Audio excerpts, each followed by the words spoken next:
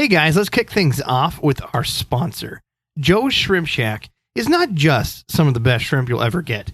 It's also the place to get all of your shrimp accessories. The food alone, he provides the Shrimp King line. And if you haven't tried the Shrimp King line of food, I highly suggest you get on over to joeshrimpshack.com and get some of that delicious food. You might even eat it yourself. You just don't know. And with promo code Aquarium Guys at checkout, you're gonna save so much money. You're gonna buy more. They have every variety you ever can imagine. Shrimp King products. Check it out again at joeshrimpshack.com. Also, don't forget about the Ohio Fish Rescue. We're still getting updates about Tracy. Every day is a little bit better. You can find in our show notes the GoFundMe that we've raised. And again, it's over $6,600 that we've raised towards medical bills. But that's, just a drop in the bucket, a start to get them covered and going. Certainly consider donating to the cause to help our friends at the Ohio Fish Rescue. Welcome to the Aquarium Guys podcast with your hosts, Jim Colby and Rob Zolson.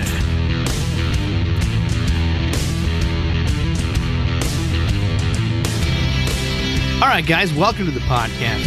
I'm so excited. This is a milestone in the Aquarium Guys venture. We're going to be doing the Pond podcast with none other than Greg Wittstock himself, the Pond Guy. How are you doing, buddy? I'm doing great and looking forward to spring, which is, coming here before we know it. Awesome. Hitting this on March 6th. Spring's right around the corner. If you're not pre-planning for your pond, you already have one. That's literally the only flow chart I have in my office right now. Either you got one or you don't. You got one or you're setting one up. That's it. Be part of the club. Peer pressure. Amen. I always say everybody wants a water feature. They just don't know it yet. Right. I am your host, Rob Zolson. Hey, and I'm Jim Colby.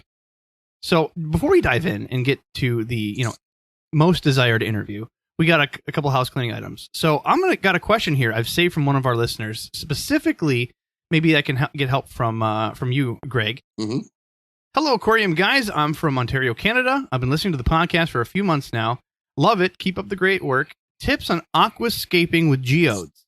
Have you guys ever tried it before? Can you make your own? Example, crushed glass coated with an aquarium-safe resin on a rock surface. Thank you for your time. And Jim, keep rocking the didgeridoo. I rocked her didgeridoo. Excuse me. I want you to didgeridoo too. See? I don't know where this is going. So, Greg, if you haven't listened to our podcast before, Jim decides to rape our listeners' ears with a didgeridoo from time to time. Oh yeah, I bring the didgeridoo and play it for the people, and they love it. I have people. Are you guys sitting next to each other, or are you guys in your own houses? No, we are sitting next to each other. We're looking at each other, and it's not a pretty sight. He's throwing things at me. It's frankly not fun. And we're not wearing pants. I mean, that's a default though for every podcast. That's why you do a podcast, is because YouTube with pants. Hey, it's been nice talking to you guys. Yeah. Oh no. We've talked about this before. All the pretty people are on TV, and the rest of us are on podcast. So I have a voice made for radio. That's right. So, Greg, have you used geos in any pondscapes or anything else? What's your experience? You know what? That's a bit alien to me. So I have not ever actually even encountered that question in 29 years of running the business. So that's a new one for me. These Canadians, I tell you, they're from Ontario. They got some good questions in. I've used some geos in some aquarium scapes, and generally when I do it, I try to do some homework because there's no book on this. There's no guide that people are selling geodes purposely to put in your aquarium. And the worst thing I'm worried about is, will it dissolve in an aquarium environment, meaning when I put normal aquarium salt in, mixed with a heat and water. So over time, some of these geos are made of a material that will literally dissolve and maybe even poison your fish. That would be my number one concern. In the Minnesota area, we're known for amethyst mines. It's a purple gemstone. It's very, very pretty. It looks like a brilliant purple quart. I haven't had issues with it. I personally have tried my best to look up how they dissolve. They really don't in the experiences I have. But if you're going to pick a geode, do your homework, see the mineral and material that it's made of, and know that each geo is not just one substance. Do your best to try to get it identified by a professional if you're really concerned in putting it in an expensive tank. And, once you've done your homework, feel safe that you're just putting another rock into your aquarium. Do the same procedures of washing it and treating it so it doesn't have bacteria and decay to bring into your tank like some invasive bug. I've had great luck using geodes, specifically amethyst, in the past. And because of amethyst, because we're from Minnesota, It's Prince, baby. Purple Rain, Amethyst makes sense to me. We'll put a copy of Purple Rain right here. There we go, right here. That's Jim's favorite song. He cries every time. Oh, buddy. We're 200 miles north of Minneapolis, and I've got one good Prince story, and I got to tell it. You better. I got to tell it. A few years ago, when I was married to my first wife, we went down to Minneapolis, and we went to a place called the Tijuana Yacht Club. We went there. It was kind of like your local Elks Club, you know. And there was a band playing, and they said, hold on, we're going to get off the stage, but don't move. 30 people came on stage, moved the equipment around, and Prince came on stage in this little club. And he goes to me, or it goes to me, no. He says to everybody, he said, all right, I'm going to play you some new music. He said, if you like it, I want to know. If you don't like it, I want to know. He played 3 or 4 songs from his new album, and he finished it up with Purple Rain, and then he left. Meanwhile, we're all drinking beer, mesmerized, and we're going, holy crap, I can't believe this happened in this little club. No one believes you to this day. It all happened. It was some drugs. It gets better. Of course, we've been drinking beer, and everybody's like, I have to use the restroom. So we went upstairs to the restroom. We thought there was going to be less people up there after Prince got done playing. We are up there, myself and Steve Hagen. My friend Steve, probably about 6'3", big guy. I'm pretty small. So 3 urinals. You guys are like, as dudes do, go to the opposite ends. That's right. All right. And we are there, and this big, large black gentleman came in and said, guys, don't move. And we went, crap, we're going to get rolled. And Prince came in right in between us and unzipped, and he's looking at the wall. And did you guys hum Purple Rain? No.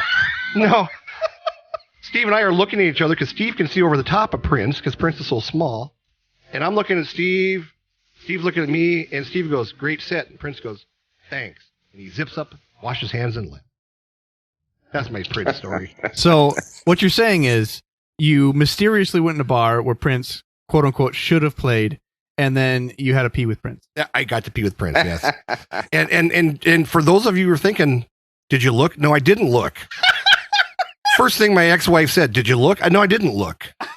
Okay, so it's to be fair, that is the obvious question that no one should ask. No one should ever ask. So no one should. Totally off topic again. Let's get back to it. Wow, let's get to actual ponds and aquariums. There we go. Topic, shall we?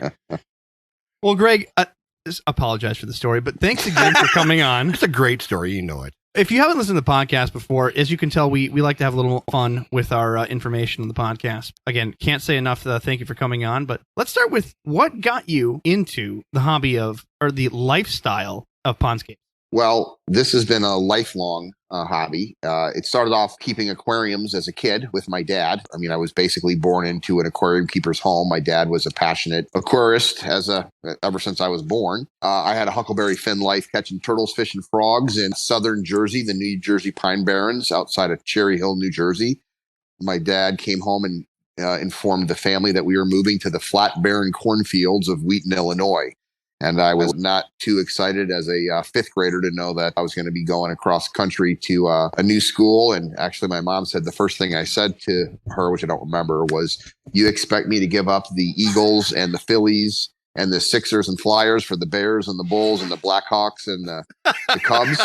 I officially became a full Chicago fan in '85 with the '85 Bears. But they promised me that I can bring 11 of my pet turtles with me. And summer of 1982, I put them in the bottom drawer from the freezer in the back of the station wagon, filled it with about 3 inches of water, and sloshed 11 pet turtles across the country to Wheaton, Illinois. And the second day I was living there, I went in the backyard and started digging a hole. My mom freaked out. It was too big. It was too close to the house. I went to the library. You know, Rob, you might not remember this, but Jim, you certainly will. The days before the internet, only place you learn stuff is the library. I got a bunch of books from England and a few from Japan about koi ponds. Had to build a pond out of concrete. So went to the home center and got rebar rods from construction sites. And my dad and I rebar rodded up and concreted up that first pond, which proceeded to leak, turn green, and even my prize turtles migrated away. And that was the beginning of my odyssey starting in 1982 with backyard water gardening. There's nothing like failure to get things going, is there? At the time, I just didn't know what I didn't know. But what was fantastic was that became my classroom, because every summer I'd rip the thing out, rebuilt it. For 2 years, I tried to fix the cracked concrete. Of course, that in Zone 5 Chicago or Zone 4 Minnesota, where you guys are at, heaving and thawing. And after 2 years of not being able to do that, I put a rubber liner down, didn't have a fish safe liner, killed my fish. my pumps were clogging up, so I used the garbage can to put the pumps in, used laundry net for my first skimmer basket. My in-pond pumps, my in-pond filter was from, an aquarium place that was getting clogged up, so I used a 80-gallon Rubbermaid cattle trough, and of course, those are the prototypes to our skimmers and biofalls today, which we sell all over the world, and it all became because of my backyard classroom. Yeah, it's just totally amazing how you need to fail many times before you have success. Some of the best information I've ever gotten, some of the best advice I ever got from somebody, it's easier to learn from other people's mistakes than your own. It's a lot cheaper. I know that for a fact, but there's nothing like hands-on to learn what you want to do. Well, I got to tell you, too, a lot of the things that I was reading, of course, I was reading books from Japan and from England, it was false and inaccurate information. For instance, the concrete. You should never build a concrete pond, freeze-thaw cycle area. And why would you want to build a concrete pond just about any time when you can do a flexible liner and contour it to the sides? But I learned this stuff through trial and error. And actually, one of my motivations when I started my business was to kind of right the wrongs, because I got tired of people telling me that in Zone 5 Chicago, you can't keep koi in a 2-foot deep pond. But that pond today, by the way, that's 37 years ago. That pond is still there in Wheaton with koi that live year round. Year round and 2 feet. Yes, 24 inches. You'll only get 6-7 inches of ice in a zone 5 Chicago because, you might go out ice fishing on a lake, but the lake is 50 feet or 100 feet deep. Backyard pond that's 2 feet deep, the earth heats the water up. So you're not going to get more than 6 or 7 inches of ice on a 24 inch deep pond in Zone 5 Chicago, or 8 or 9 inches of ice in Zone 4 Minnesota. That's interesting. I've never heard that before. I mean, when I go in the lake out here. Imagine that. Yeah. Once again, misinformation that personifies. And, you can't keep fish in a 2-foot deep pond in cold areas. Well, I've been doing it for 37 years. You can. If I go in the lake around here, where we're at in Minnesota, we get 16, 18, and even some like record 20 inches of ice. In my area, by what the measurements you're saying, I could have a 3.5 foot pond with no problems. Well, you could have a 2-foot pond. On a backyard pond, the ground insulates the water, so you will never get more than 8 or 9 inches in Zone 4. If it's a 50 or 100-foot lake, you'll get 2 or 3 feet of ice up there. People will drive their pickup trucks on it. But in a backyard pond in Minnesota, you're only getting 8 or 9 inches of ice. Well, still, but giving more inches just for, living space, because even if it goes, like you said, 12 inches. I have never seen a backyard pond with 12 inches of ice anywhere in the world. Really? Maybe Siberia, but I haven't built one in Siberia.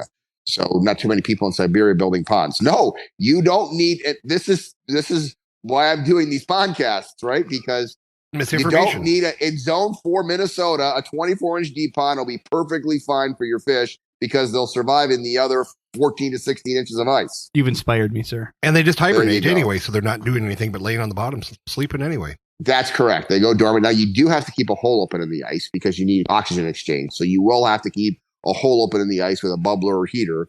But a 24-inch deep pond in Zone 4 Minnesota, you're having no problems. And, of course, you can go deeper if you want, but you don't have to is the point.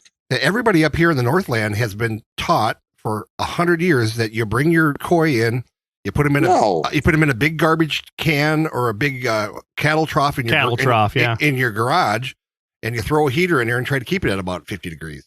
In Nagata, Japan, where I just was in October, that's the mecca for koi. I mean, literally, that's where basically the koi hobby originated, or the koi breeding, originated for the hobby of koi. I would compare that climate probably to northern Minnesota. I mean, I bet you they get more snow in Nagata, Japan than you do in Minnesota, which is saying something. Wow, that's a lot of snow. Yeah, it's high up. All I know is I've seen pictures of cars driving, and the snowbanks are higher than the vehicles. Yep, sounds pretty familiar. It's amazing what the insulation can do. It gets 40, what was it, like 47 below this year was the peak? Yeah. And it just... Actual temperature. It still can insulate. Yeah. It's incredible. What do you recommend as either, you said heater or bubbler? Is it a certain gauge of bubbler you use, or just essentially any pond grade stone with any pump? If you have a lot of big fish and you have a lot of debris, like a lot of, dead lily leaves or, things like that, you're going to need more supplemental oxygen than if you have a clean pond and smaller fish. In fact, how I discovered this as a 14 or 15-year-old kid was my first 2 winters that I had my pond. I just had a heater in it with a small hole open for it was a cattle trough heater type of thing back in the day before we invented and made, pond heaters.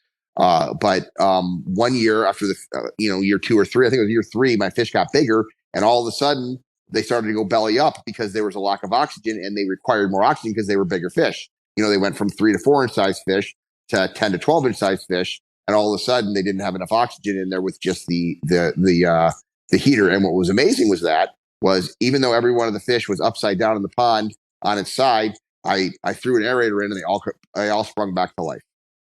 Wow, that is incredible. Yeah. Almost like the hibernation saved them somehow. Yeah, they were cold and everything else. But so when you ask a question like that, it depends on a lot of factors. So what we recommend is that people start off with some supplemental oxygen with aeration systems, as well as a floating heater for when you get 47 below and you want to be able to still keep a hole open in the ice. That's amazing. Inspired me. So I had a pond in my last property. It was smaller pond, probably Jimmy, 700 gallons? Yeah, 700 to 800 gallons. Essentially, I replaced a larger garden bed against my driveway, and it worked really well. It was close, about 3 feet deep, and I could have totally kept my fish in there. Yep. I should have. Yes. I kept bringing them in. But instead, he went out and bought a 300-gallon horse trough and put it in the basement. Got a 300-gallon horse trough, brought them in. It was basement was cold as it is, so they hibernated downstairs. So it worked out, but I could have saved so much work. And money. Greg, again, I'm going to be trying to do a pond this next summer or spring here coming up. Nice. Well, I am a pond guy, so I can hook you up. Who better to talk to? I've heard a lot of conversations with DIY filters, natural scapes. What is your preferred filtration method? I'm assuming natural, but I've also heard a lot about these, rotating drum filters. What's your personal preferences? How long do we have for this podcast? we got all day. We can make it a 4-parter. Okay, so I'm just going off of like the most demanded questions we've gotten for some of our fans. This is my 37th year as a hobbyist. It's my 29th year running Aquascape. Aquascape is the largest supplier of water feature products in North America. We also supply throughout the world as well. I just got back from Australia last week. Got a great group of certified Aquascape contractors down there. So the only products that I would actually promote is Aquascape products, which, our motto is, your paradise, our passion. And now it's becoming reconnecting people with water the way nature intended it. I believe in an ecosystem-based approach to water features where there's a 5-part beautiful pond recipe. The only 2 parts that I sell are the last 2 parts. So when I'm recommending a 2-foot deep pond in Zone 4, Minnesota, I don't make any money off of a 24-inch deep pond. Whether you build that pond 4 feet deep or 24 inches deep, this is completely up to you. But I see more problems with people putting a 4-foot deep pond in or a 3-foot deep pond and then having the walls collapse than I do in a 24-inch deep pond, if that makes any sense. So let me just give you the Aquascape ecosystem philosophical approach, which is a 5-part ecosystem approach, which is the first part is rocks and gravel. So just like in an aquarium, we put rocks and gravel throughout the entire pond. That becomes a bed, a surface area for beneficial bacteria to colonize and break down the organic waste, the fish waste that sinks to the bottom, some of the dead lily leaves, things like that. So rock and gravel throughout the entire pond, covering the entire EPDM rubber line. So rocks and gravel is the first part. The second part is the plants. So the plants are part of the nitrogen cycle. They're part of the ecosystem. They remove the nutrients out of the water that feed the algae. And so we put plants in. And the third part is the fish, which obviously, once again, they're part of the nitrogen cycle and they're part of the ecosystem. So the rocks and gravel, plants, and fish are the 3 parts of the 5-part beautiful pond ecosystem. The fourth part is your filtration. We always recommend a mechanical filtration, which we have skimmers I invented for this industry out of those garbage cans and my laundromat net back in 1982, 83, 84. The second part is the biological, which is the biofalls, which is the base of the waterfall unit. So the biofalls is a solid container that sits in the ground. The first one of those were Rubbermaid cattle troughs. So the filtration part is the fourth part of an ecosystem pond. And the fifth part is the heart of your system, which is the pump and the plumbing.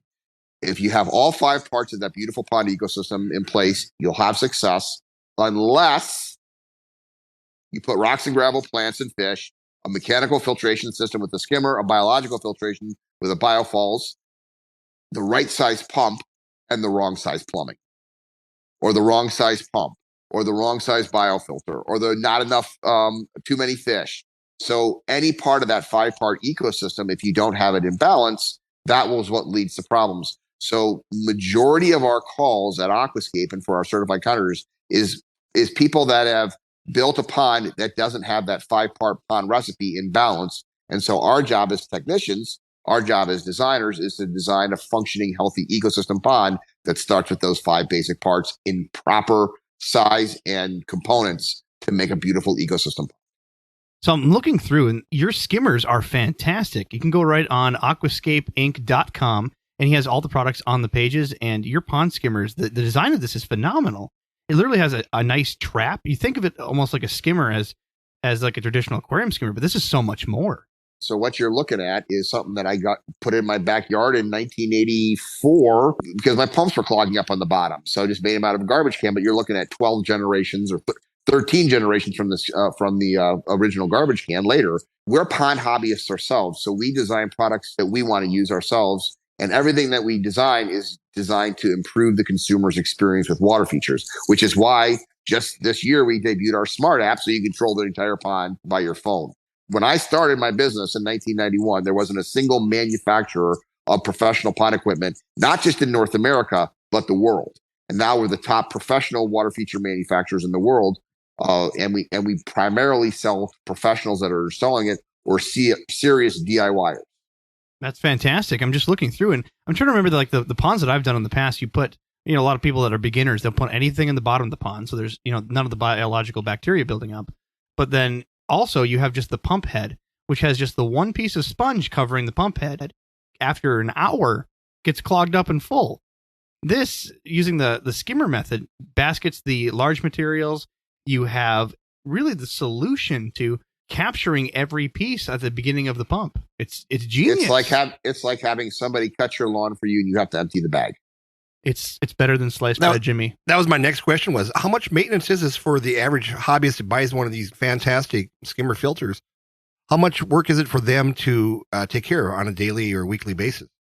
So remember, that's that 5-part ecosystem pond. So an ecosystem pond properly balanced, like we design and sell, will be less maintenance than the same area planted in grass on an annual basis.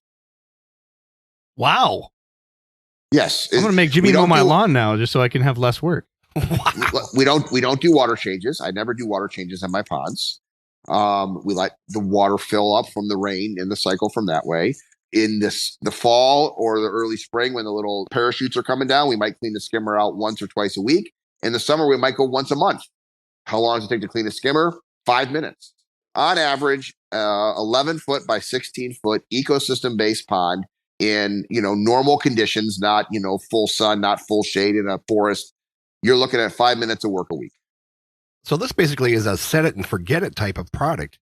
It's an ecosystem. So it works with nature, not against her. When you were talking about the drum filters earlier, this is hilarious to me because it's a whole different approach. It's let's fight Mother Nature, not work with Mother Nature. The Aquascape ecosystem philosophy is let's work with Mother Nature, not against her. And so we set up a system with those 5 parts of that beautiful pond recipe so that it basically maintains itself. Now you're going to have windblown debris and you will have to empty the bag out. But what we would see is people go out of town on vacation. They don't add their water treatments. So we make an automatic doser. So the doser does it for you. And now with the smart app, you can actually program it. So you could literally test the conditions on your phone that would be on there. And you could literally program your automatic doser to add your bacteria.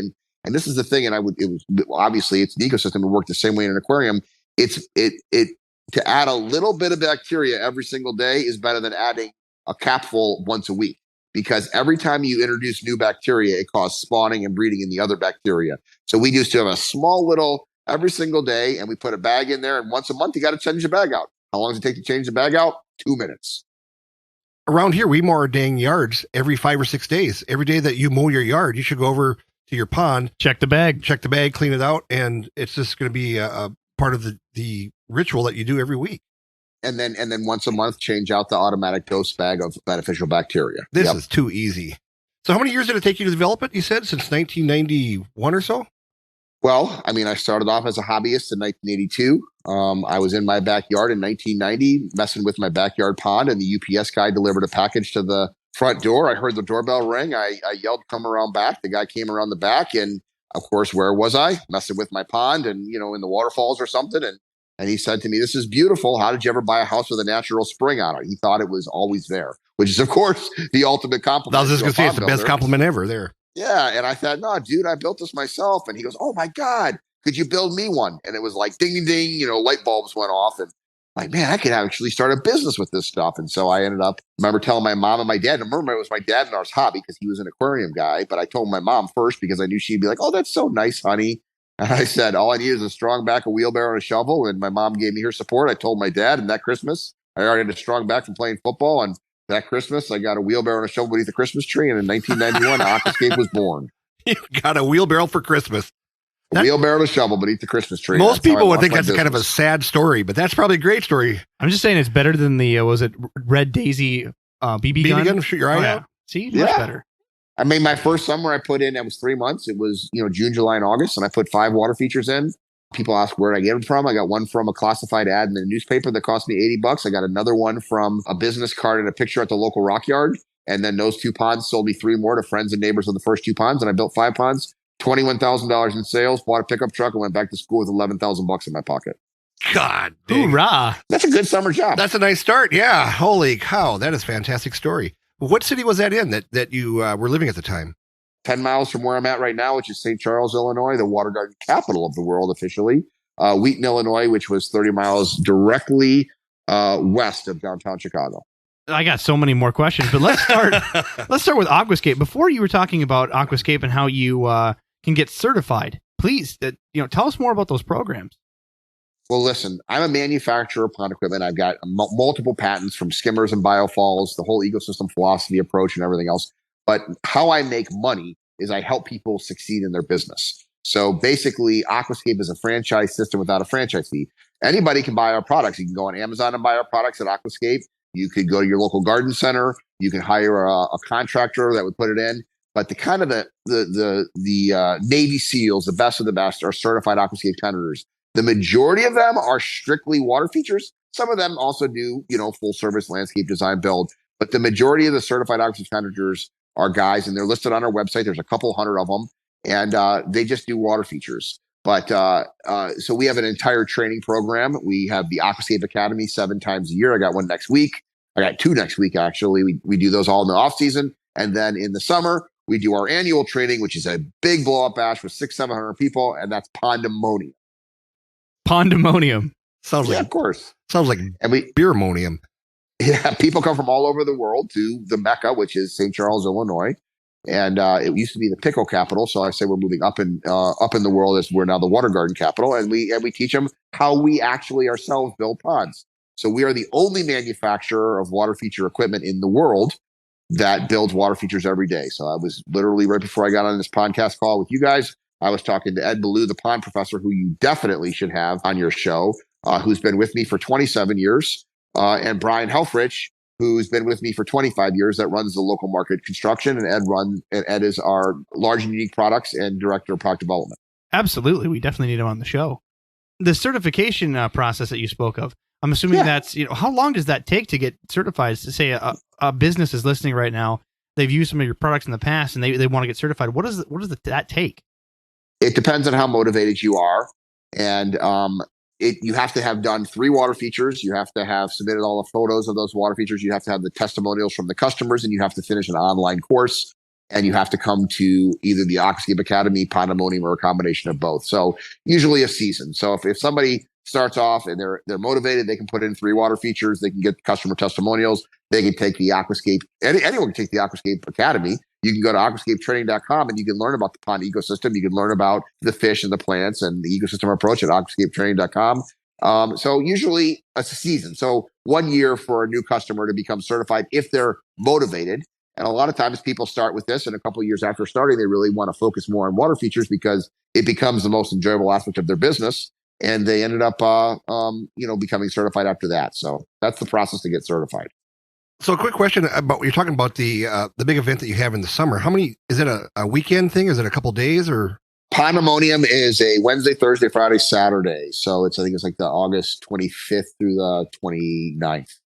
And so to get invited to that, how do people need to be?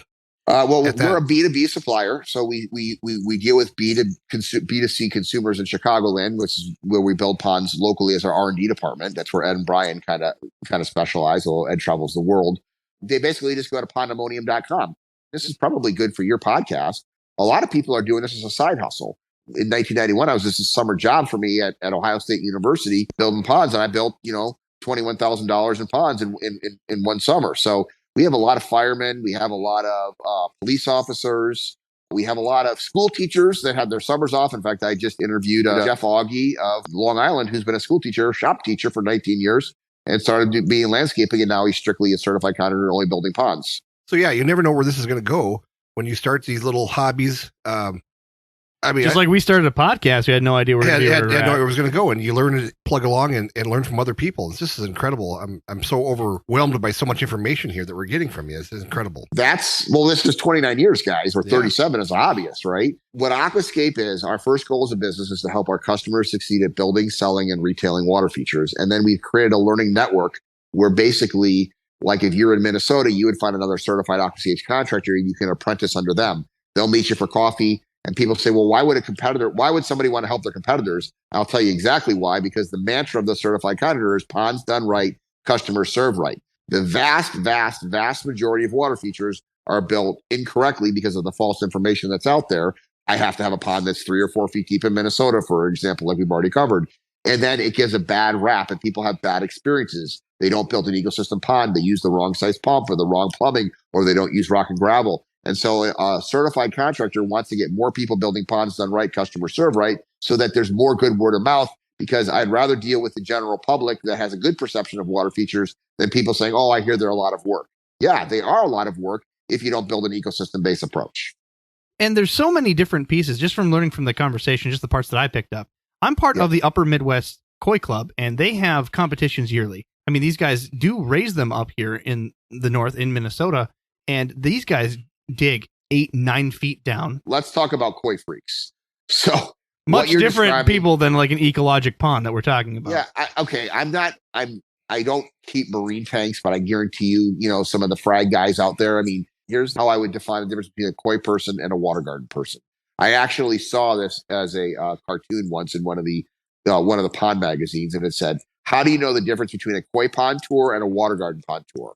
At a water garden pond tour, everybody's sitting around. They're drinking a glass of wine or having a beer, sitting looking at the fish and looking at the plants and listening to the waterfalls and seeing the birds come down and bathe in the stream. At a koi pond tour, they're in the garage looking at the filters. That is so accurate. Dead accurate. Yeah, that's so accurate. These guys, like the one I went to, I'm not going to give the name, but he's very well known. He's won quite a few awards in different areas. And he has like 3 massive, like almost, I think it's like 8-foot deep pools. They are flat walled. There's nothing in them. They're bare bottom. And he has one of the largest filtration trays that I've ever seen in my life. It's just massive rotating drum filters. And it's there, like you said, you're fighting against nature. I would throw up Ed Ballou's Aquascape wetland filtration system against the most advanced koi filtration system in the world and let them do a water testing. And I guarantee you, our wetland filtration will blow his drum filters away in terms of the amount of nitrates in the water, ammonias, and everything else. Oh, 100%, because you're only as good as the tap, and essentially it's better than the tap after you've had a fully cycled, completed biological system. Wetland filter is the way nature made. That's the way Lake Michigan is filtered. It's through wetlands. And so you're replicating nature, and you cannot beat that into submission by trying to put in bells and whistles. And listen, what I don't like, and this is where I get, a bit Archie Bunker, on things. Jimmy would understand this, is people telling me I can't do it. This is what I do.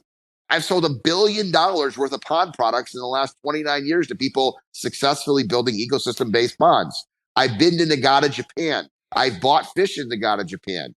I mean, how many of these hobbyists how many of them have been doing this their whole lives? They're beer salesmen or they're CFOs or whatever they are. This is my life. I am the pond guy. and I am not the smartest tool in the shed, but I have guys with limnology degrees that have developed our filter systems like Ed the Pond Professor. And so one of the reasons that I started vlogging, and I have Greg Wittstock the Pond Guy on YouTube, is I'm just going to go out there for all of these naysayers and these people that say, I'm just going to showcase the customers that are living with these ponds all over the world, including Minnesota, Australia, England, wherever I'm going to showcase Aquascape ecosystem ponds. And we're going to interview the customers that have these ponds, ask them how much work it is every week, ask them what they do with the fish in the winter. And we have hundreds and hundreds and hundreds of vlogs with over 1,000 ponds showcased on our YouTube channel. Watch that and tell me why I'm wrong. He just made a great, interesting point, Rob. Just like when we're interviewing our friend Sean, and he says, I'm not the sharpest tool in the shed, but I surround myself with really smart people. And this is exactly what Greg has done also. Well, listen, I built the world's largest business for professional water feature contractors. I'm a contractor. I just wanted to have a pond in my house that worked. It didn't work. I read the books. I went to the things and I figured it out on myself. I decided to work with Mother Nature, and I've been doing it for 37 years. And when people tell me it doesn't work, I say, show me the evidence, watch my vlog, go to our website and talk to the people that own the ponds. How much work is this, Mrs. Jones? Oh, it's not a lot of work. I empty the skimmer bag. Boom. These are all people who don't even know what the Dewey Decimal System is in the library. So I'm laughing because the only reason I know is because I've been trying to get these library card drawers. You don't know it. You guys lived in that whole era where you had the cards you had to pull out. Yes. Those little systems at the library cost a ton of money right now. I'm a card collector as well, so I'm trying to get furniture to put my cards in securely. And those little Dewey Decimal card system holders are few and far between. You can see them go to auction for thousands of dollars. That's why I know the system. What the Dewey Decimal System is. Right. Everybody in this day and age think they can just go ahead and watch one YouTube video for 7 minutes and become an expert on stuff. And it just drives me freaking insane too. Well, you know what Mark Twain says? What's that? Be careful, for when you argue with fools, bystanders might become confused with who's whom. That is pretty damn accurate. So where do you guys want to wrap this up? What else can I do to help your listeners and you guys understand? Because this is, like I said, I've forgotten more than I know right now, but I just have a keep it simple, stupid philosophy.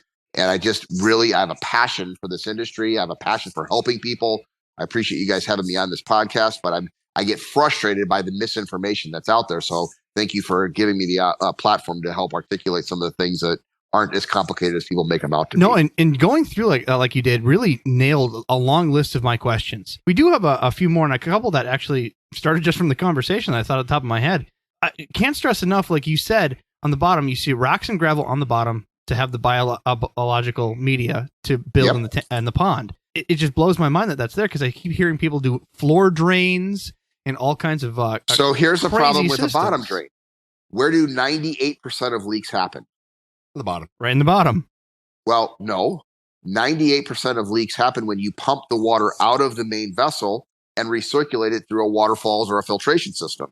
So when you're pumping the water from the bottom and you get a leak in one of your fittings, or you get a leak in your waterfalls because your aquatic plants, block up the stream or whatever, then all the water goes out and your very expensive koi, you wake up the next morning and they're all laying there dead. Just your favorite ones. Exactly. I've had two friends that dig them up. When you pump from a skimmer, you take the water from the top 6 inches. Right. Yeah, I've had two friends had to dig them straight up the ponds out just because they're leaked and ruined and they have to completely redesign the pond. It doesn't make sense at all. So sand, again, does not allow a lot of biological material to build up. So you're strictly a rock and gravel connoisseur. Well, so where do you use a sand media in a pond? I was just at an aquascape ecosystem pond in Australia last week. That's 3 million gallons and is at the largest folk festival in all of Australia. It's called Woodford. I just shared the post, actually, ironically, yesterday on Greg Wittstock, the pond guy, on Facebook, and it's a 3 million gallon pond with a giant beach area. Of course, the rest of the pond is rock and gravel, but the beach probably goes 100 foot long, probably 6 feet into the pond at a nice slope and an angle, but the rest of the pond is rock and gravel. That makes sense. And by the way, how do you filter a 3 million gallon pond? Very careful. You can't do that with drum filters. You use a giant wetland filter. That's your only option that I would think of. And here's the last argument, just because I'm on my soapbox. Please. For all of those people that put koi in Set us liner straight. or concrete built ponds. If you went to the zoos in the 30s and the 40s and 50s, you would see a lion in a cage, bars and concrete. And now, of course, they have natural looking exhibits and they have waterfalls and the animal is in a much more natural environment. Gentlemen, I know that you are aquarium people, but I'm going to ask you this question. I think you're both going to get it right. What are on the sides of every koi's mouth? Barbels? Barbells. What are those barbells used for? Digging in the bottom of the pond. Have you ever been to like an Embassy Suites where they have the koi ponds? Yes. You can just sit there and look, and everywhere there's gravel, you'll see the fish rooting around. Everywhere there's not gravel, it's just a concrete pond. They just float there like a lion in a cage. It's just concrete. The fish are completely more active in an ecosystem-based pond with rock and gravel and plants than they are in a concrete or a liner pond with just a bottom drain. It's literally a night and day difference between the activity level of a koi that's in a pond with gravel than a koi that's in a flat bottom pond. Well, that makes total sense because they're doing nothing but foraging all day long looking for food. Amen. This is not rocket science stuff. I played football. I got this stuff figured out. To not go in the nitty gritty, but go to some other questions. Do you see many people do the conversion, such as like you did with Big Rich? People have those indoor pools. Is that becoming more and more of a thing where people literally take those and try to convert them to a more, it's not natural, but at least like you gravel bedded pond? How I found Rich, ironically, was Steve Poland's video. And then he mentioned that he was wanting to convert his swimming pool. I'm like, oh my God, I can filter that with a wetland. But that's a reverse wetland under the pond. His swimming pool was 12 feet deep. We just took the bottom 4 feet of it in the deep section, put the snorkels and the centipedes and the stuff that Ed, the pond professor, developed. We put that on the bottom. And by the way, guys, how clear is that pond? 365. Crystal clear. I think there's how like two videos when he just fed that was only a little bit of pieces in it. And it gets clear right away because it's an ecosystem-based philosophy with rocks and gravel. It's less conversions, and it's more like the recreation pond that at Woodford at the largest folk festival in Australia. Recreation ponds are a huge trend because in Minnesota, in Chicago, in pretty much everywhere besides Florida, Arizona, and California, you can use a swimming pool 3 or 4 months out of the year. Why would you want to not have a recreation pond that you can enjoy 365 days out of the year? I'm sitting here right now as I'm talking to you on my headset, looking at probably 10 Canadian geese swimming around in my crystal clear 600,000 gallon aquascape recreation pond that is beautiful 365 days of the year, where a swimming pool, you use it 3-4 months out of the year in most places. I guess the only other questions on just the fundamentals of ponds that we have. Where's the place where you don't want to put a pond? The number one thing is, first of all, when it comes to success with water features, and if you haven't already figured this by my cantankerous nature yet, if you want to be successful with ponds, do not give the customer what they ask for. Smooth. You sound like Delta Airlines right there. That's Delta Airlines. Schmelta Airlines. Schmelta, I'm sorry, Schmelta. Delta would not be associated. Delta was the number one recently on customer service, guys. I know they're based in Minneapolis. Yeah. We're top. Yeah, but that's who we deal on a weekly basis, and it's not ever happy. Well, I fly. My entire life is flying. All right. The first rule in success in business is not to give a customer what they ask for, because here's the two things that they usually ask for. Can you put it in the back corner of my property because it always holds water? You don't want it there. Yes, I do. No, you don't. Yes, I do. No, you don't, because then we're going to have surface problems. We're going to have runoff problems. You want it where you can see it, because even outdoor loving people spend 95% of their time in their house. So you want it up close and personal, right next to the deck, right outside of the kitchen window, the living room window, up close and personal. And the next thing that you don't want to give a customer is a 5-foot high waterfall in a flat backyard. And when customers say they want that, we say, no, you don't. They say, yes, we do. They say, no, we don't. And you say, do you want a volcano spewing lava, or do you want a natural looking waterfall? Now that's a thought. I want the volcano, actually. And then they'll point to a picture and they'll say, I want one just like that. And I'll say, yeah, that's 2 feet. What? I go, yeah, that's a 12-inch waterfall there and a 12-inch waterfall there. That's a 24-inch high waterfall. You don't want to have a flat yard unless you want to bring in 2 semis of soil with proper slope over angle. And so I see people build these volcanoes spewing lava, and I see people put ponds in the lowest corner of their property that gets all the runoff and the drainage and everything else. And of course, every other thing in the sun that people say, can you make water flow upstream? Maybe you could, but don't try to do it. And never, ever, ever make a water flow off of the roof. And if someone tells you to do that and it leaks on the kitchen table, it's your ass in a sling. We got a friend that made a request for a waterfall off of the roof. So we got to give him exactly what he wanted. Yep. If you've been in this business for 29 years, you've heard everything. And my first rule is not to give the customers what they ask for, which is to give them what they want. Up close and personal, a slope, proper high waterfall slope over angle, an ecosystem-based pond that works with Mother Nature, not against her. Some of the basic principles. Aquascape is a franchise system without a franchise fee. When you think of a franchise, it's replicatable. But because each water feature is put in a different setting, every stone is different, even if you use the same types of stone. Each water feature is unique, work of art, one-of-a-kind custom creation. But the process, the 20 products and 20 steps, remains the same regardless of where you're building it. And then you can control your systems. And then you can have people that work for you, because I'm not out there every day building ponds. But when I'm done, it's not just got to say Mrs. Jones's pond. It's got to say Aquascape Ecosystem Pond. And so I build these ponds to work. I build them so that the customers are going to enjoy them. And I don't give a customer necessarily what they ask for, but I always give them what they want, which is a beautiful, low maintenance, and enjoyable water feature. In my backyard, I've been looking about putting another pond in. I have one in the front yard, one in the backyard. And I was so concerned about having too much sunlight in the backyard. I get sun there probably 8-9 hours a day. What do you suggest for that? Are you just doing a lot of plants to help that pond? Listen, every condition is a little different. Is it full sun? Is it full shade? Is it partial? But I would not be worried about it. That would not worry me, a full sun pond. Yes, you'll have more blooms and you can put more aquatic plants in there. We might do a vanishing edge on something like that where we have underground storage basin so that you don't have the heating or necessarily the amount of sunlight if there's water underneath the ground in an aquablock system. But every system, everything that we design is with our same components, but there's going to be different conditions like sun or leaves or things like that. You won't have any problem just building an 11 by 16 pond in your backyard, 2 feet deep with plants. Now, if you're going to have nutrients in the water and you're going to have a lot of sun, then we would definitely put an ion gen on that. An ion gen is a probe that has copper in it that releases a little bit of copper. And as long as you have algae, it'll get absorbed by the algae and it will break apart. What you don't want to do is put the ion gen in a pond that doesn't have algae, leave it on, and then the copper builds up and can get absorbed by the fish. This is why we created the ion gen, to make a consumer's experience that has full sun or whatever and gets more string algae than somebody who doesn't. With that particular product, you want to wait to see if you have a problem before you buy that. If I was building a pond in full sun, it's a new pond, and I know it's going to take a couple of years to get the ecosystem, I would always just put an ion jet in it. Big deal. Just turn it on when you have algae and turn it off when you don't. Okay. So for the listeners, can you also explain the vanishing mechanism that you're speaking of? Basically, there's an underground cistern which holds the water. So what we actually created it when 2008, when water restrictions were coming in California and things like that, where we capture the rainwater that falls onto the roofs and goes into an underground cistern that keeps the pond topped off.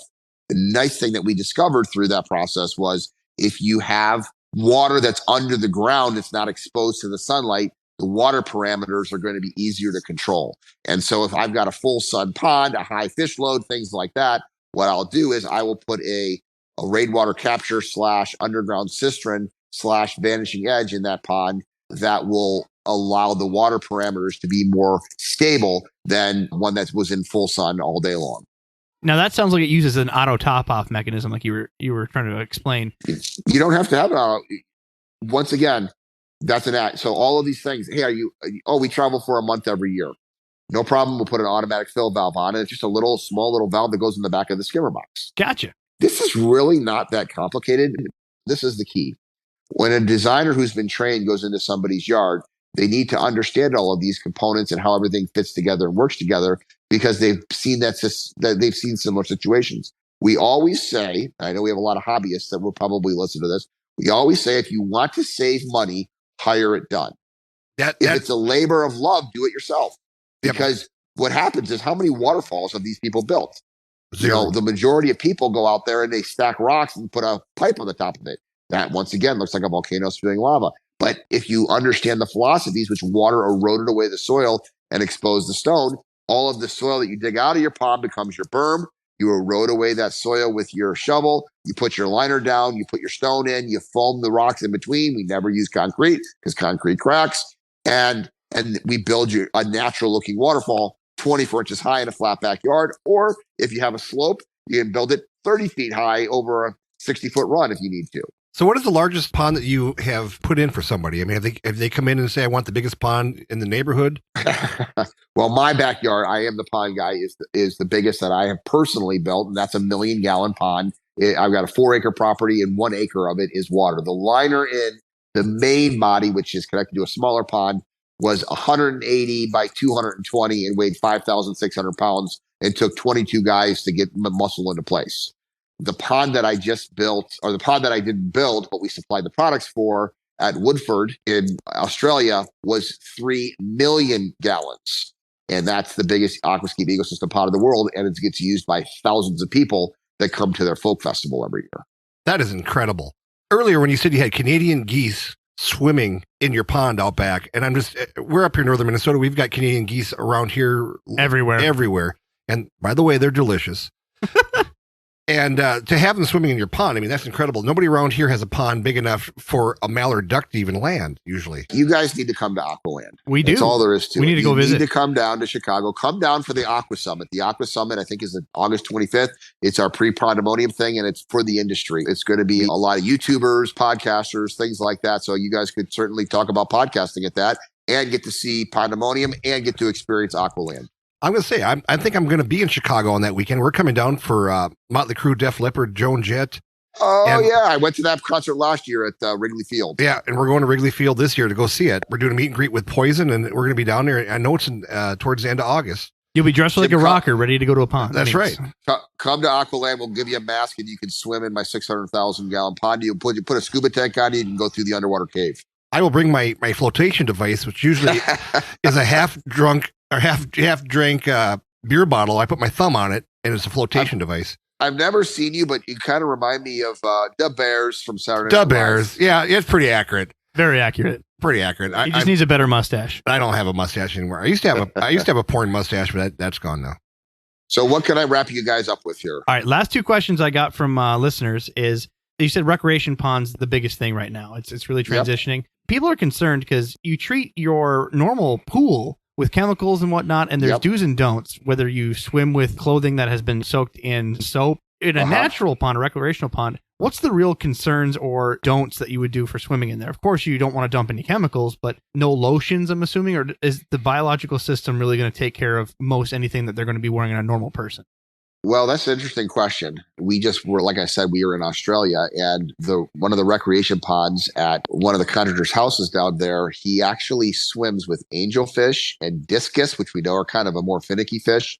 And we were putting on sunscreen because we were in Australia, and it's so diluted in a 30,000-gallon pond, even with 5-6 guys swimming in it, we didn't see any detrimental effect for discus and angelfish, that were swimming around in a tropical recreation pond down under. So I've had my pond, my 1-million-gallon pond forever, and bug spray and everything else. It's just an organic thing. We just go in there. Now, if you're at a folk festival with thousands of people swimming into it, maybe I guess it could be that way, but I don't remember any problems being reported from that folk festival either. So it just gets so diluted in a giant pond. So how many people come to that folk festival? I'm not familiar with that. Well, either was I until they built this pond there. It's the largest folk festival. It's called Woodford. WOODFORD, Woodford Folk Festival in Brisbane, Australia, and they get 500,000 people a year that go there. Oh my Lord. So is that like a week-long thing that they have going on down there? It's a couple weeks. It's a month of December. It's in the middle of nowhere, and they were talking about a big swimming pool, and they're like, why would we do that? It wouldn't look natural. And that's when they hired Waterscapes of Australia, Patrick Hanley, and he designed that and built it with a whole collaboration of certified aquascapes contractors down there. Yeah, that sounds like about a 50-person project for a month or two, huh? Yeah, it was a lot of people. There were a lot of guys that would work on it. What was fun was when we went back down there in February, a lot of the guys that had built it was the first time that they'd actually got to swim in it because they weren't there when it got finished. How's the water coming into that pond? Is that a natural pond? They drilled a well. They did. Okay, that was my question. I figured they had to have something extremely big or had a specific spring that came through or something like that. But it's a liner pond. It's an EPDM liner pond. It's just a lot of seams. Okay, new question. I just came from West Virginia building a aquarium basement, and I saw in West Virginia thousands of springs everywhere. Have you ever built a pond based upon a natural spring on someone's property? Yes, you could build a natural pond, but we wouldn't build a natural pond with liner because you would get hydrostatic pressure pulling it up. It just recirculates. We build a vessel that is watertight vessel. We don't put outside water into it in terms of like a natural spring that would come in at 52 degrees or whatever. If you were going to do that, you would just dig it out and just have an earthen pond, which they do all the time. But if you're going to have a liner pond, you wouldn't want water coming into it. In an earthen pond, you'd use some sort of clays for the basin, try to hold more water as much as you can. It's basically apples and oranges. An earthen pond is a farm pond. You don't have the water quality. It's a constantly fluctuating system. A ecosystem liner pond is a controlled unit. So many problems with earthen ponds out there with water quality. They use a lot of chemicals to kill the algae. They have to get dredged. You have to get an EPA certificate. All of these homeowners associations are in courts over this because 30 years after they moved into their neighborhood, now the pond is going to be $2 million to dredge it. It's just a nightmare. And they all look like crap, the most of them. Good information. Another question that we have is, how was your time behind the scenes for Nat Geo on Pawn Stars? Oh my gosh, we get to that at the end. What doesn't kill you makes you stronger, right? We hope so. And Gives you better premise on YouTube, hopefully. Yeah, well, everything happens for a reason. I say that was one of the hardest things I ever had to do because every day I woke up, I had a boss. I've been self-employed for 29 years. I think you got a little bit about my personality in this conversation, and I had to be told every day what to do. I got handed a script. I said, well, that's not how we would do it. We wouldn't be worried about having this wire. We would just cut it and splice it. And, oh, no, it's got to be a big deal. It gave me a whole new perspective on Hollywood. Reality TV is scripted TV. Everything is controlled. Everything is scripted. And that process that lasted a year, 2013, Pawn Stars debuted in 2014. It only had one season, which is the majority of shows, by the way. I'd only had one season, and it was a challenge because I had a 33, very nice girl, but her way of dealing with me was to hand me a script every day, and I really hated it because I'm not a scriptable person. Yeah, you seem to fly fast and fly high. I'm an entrepreneur. I'm a self-made guy. I've been the owner of my own company for 29 years, and the way that they dealt with me was to tell me how to build ponds, which was not a fun experience. But what doesn't kill you makes you stronger. And now I get to go out and shoot videos all over the world for YouTube, for the Pond Guy on YouTube. And I absolutely love my job, which is what I say every time, because I just get to look at beautiful ponds, talk to homeowners, and see cool contractors making custom work of art designs. Now, another question we always ask every one of our guests is your family really supportive of what you do? Because it is amazing how many different answers we've gotten over the last year. It's like, I'm on my third marriage. I don't know how this is going. These fish are really killing me. My wife is missing because she's dead in a grave somewhere shallow. Is your family supportive of you? Or are they with you? Or they help you out? Or are they involved in the business? So it's kind of funny. This is the whole nature versus nurture. I have two boys, 19 and 17, and I would have never, ever been in my house as a kid growing up if I had a 1 acre lake in my backyard. They grew up with it. A lot of their friends thought it was cool, but they could care less. Neither one of them are going to be following me in my footsteps with Aquascape. However, I do have a nephew who is now 14 years old. And at 10, he finished the aquascapetraining.com, the Aquascape Academy. And of course, I built him a pond. And so who knows? Maybe my nephew will do this. And my wife, the biggest worry with her is that I have a 1 acre lake at our house, and she didn't want the kids to drown. So both kids were swimming across the pool by the time that they were 1 year old. I can feel that in Minnesota. We have a rite by passage. You cannot graduate most schools around here in elementary school without completing swimming lessons. So I was put a life jacket on and thrown into a 60-foot deep lake, and that's how I was learned to swim. Yeah. So that was just because Mom didn't have to worry about me jumping in the lake when she wasn't looking. I'm turning 50 this year, and I don't really care what's going to happen when I'm 100 because I'm never going to retire. And when you find something you love to do, you never have to work another day of your life. And that's exactly how I feel. I have a business that allows me not to work in it, but to work on it. And the majority of my time is spent promoting the wonderful world of water features. And that's why I appreciate you guys having me on this podcast today. I appreciate you being here. And again, to find your information, you can go to aquascapeinc.com. Is that correct? Yeah, aquascapeinc.com. Greg Wittstock, the Pond Guy on YouTube. Pond Guy, Greg Wittstock, the Pond Guy on Facebook. And I also have my own podcast. At the same thing, Greg Wittstock, the Pond Guy. Well, perfect. We'll have those links in the show notes. Please like and subscribe. And again, thanks for having me on, buddy. We really appreciate it. Gentlemen, it's been a pleasure. You guys are a lot of fun. All right. We will get some feedback from all of our listeners. I'm sure there'll be more questions, and maybe we can do this again sometime. And hopefully we get to see you in August. Absolutely. A pandemonium. All right. Podcast out. Thanks, guys, for listening to this podcast. Please visit us at aquariumguyspodcast.com and listen to us on Spotify, iHeartRadio, iTunes, and anywhere you can listen to podcasts. We're practically everywhere. We're on Google. I mean, just go to your favorite place. Pocket Casts. Subscribe to make sure it gets push notifications directly to your phone. Otherwise, Jim will be crying in his sleep. Can I listen to it in my treehouse? In your treehouse, in your fish room, even alone at work. What about at my man cave? Especially your man cave. Yeah. Only if Adam's there. No. With feeder guppies. No. They're endless. You midget-loving, sucking motherfucker. Well, I guess we'll see you next time. Later.